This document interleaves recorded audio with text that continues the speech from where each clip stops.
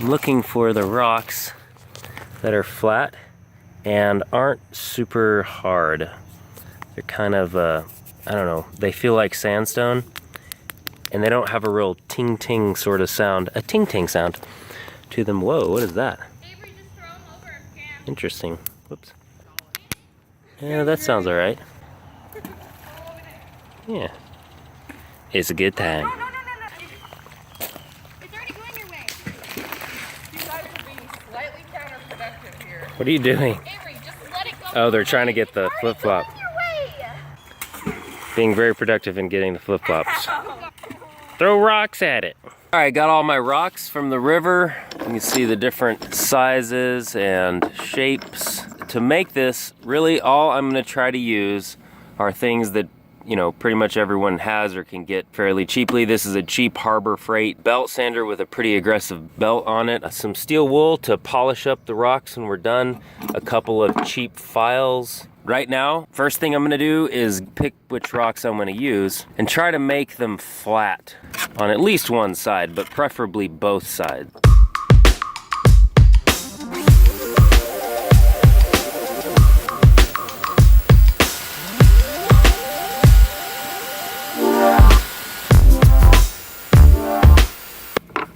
Okay, once you get the rock the thickness you want it, and I went with about a 1/4 of an inch maybe, and see how it's fairly flat on both sides, then just draw your pattern out or what you want to make it into. In this case, I'm gonna make it into a heart. Oh, it's raining. Yay! It's still sprinkling, but it's okay. We'll deal with it. We will deal with it.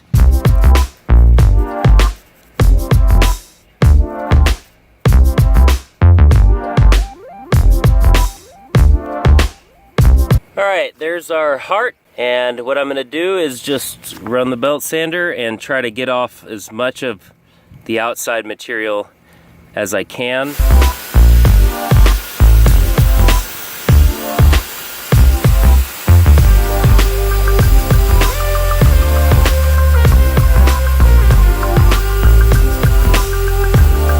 Alright, to get into this crevice, which I don't know if you can see very well on camera, but right here, that part of the heart. Most belt sanders have an adjustment knob on the side, right here, which will allow you to get the belt centered and on this plate. You can move it out all the way to the edge so that it actually hangs over. And you use this edge to then get in that little crevice for the heart. So that's what I'm gonna attempt.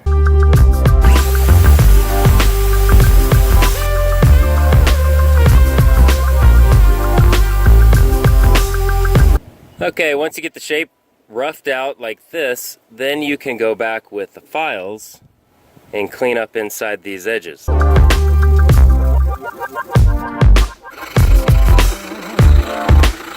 And now what I'm going to do is alternate between sanding on the belt sander and, yeah, it's raining again, and the file to try and smooth these edges over and make them rounded. I think I'm going to go inside.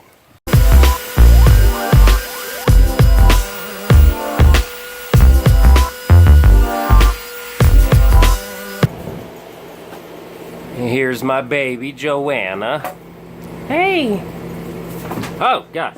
Okay, I got it shaped out. I went ahead and did both sides, kind of radiused them off so that it's nice and round both sides. I'm just gonna do the final touch-up stuff using a file. Hey, file! I notice my voice goes up. Hey, file! I lied. I think I am gonna use another tool, because I want to make this a pendant and I'm gonna give it to my mama as a present. So I'm gonna drill a little hole down there in the end, but I'm gonna need to use my Dremel for that. Anyways, let's get back to the shaping.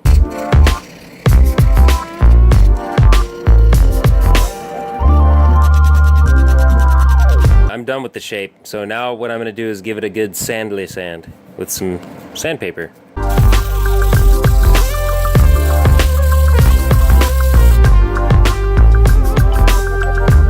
Okay, I drilled a hole and I didn't show it. It wasn't hard at all. I just used my Dremel with one of these bits and some water the water was essential. If you don't add some water drops into the hole while you're drilling it out, it'll burn up your bit and it'll take forever. This is going to be the little thing the chain runs through, and it is literally just a tiny little eye hook that I just found. I'm gonna mix up some 5-minute epoxy, glue that down.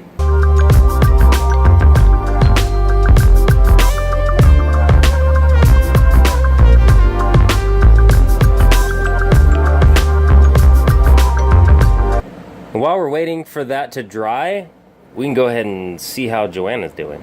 Joanna, I think, is hungry. Are you hungry? I think she's hungry.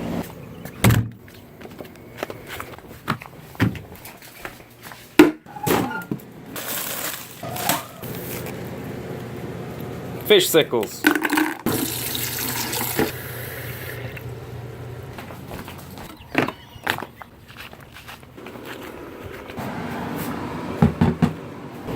Eventually, I would like to actually hold her. I know that she'll never love me.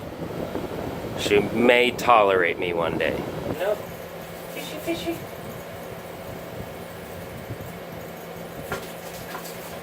Whoa.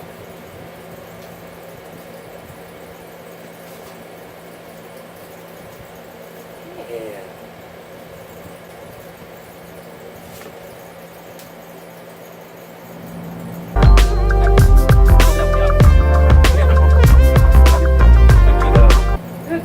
A little explanation as to why I haven't posted anything in such a long time.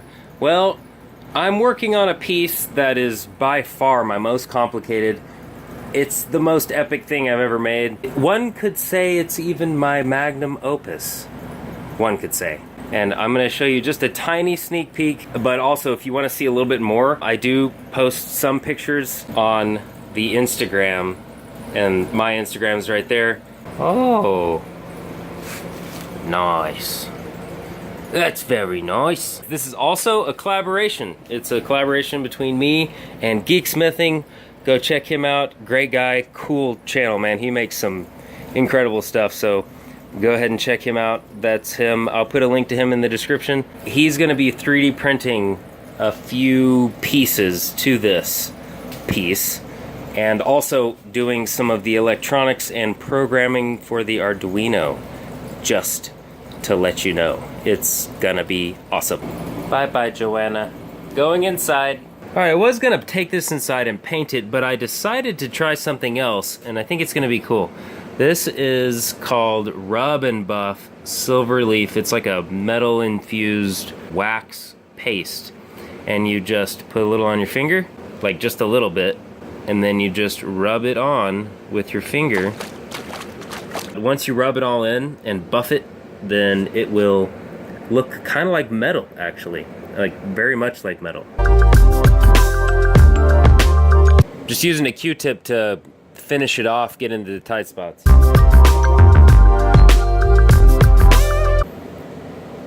can see already, that looks pretty cool. Oops! You can see it is finished, and I think it turned out pretty well. I mean, that looks like metal. To me, anyways. Took me about an hour to make, and it cost me practically nothing except for the rub and buff. And most people have the tools that I used. You could go and buy somebody something online or at the store and give it to them, but you could do something like this, just spend some time, and it'll just mean so much more to that person to get something, you know, that you made. It took about an hour. Anyways, if you guys like this video, go ahead and hit that like button, and if you want to keep up to date with the projects that I'm working on, including that one, go ahead and hit that subscribe button, and I will see you guys in the next video.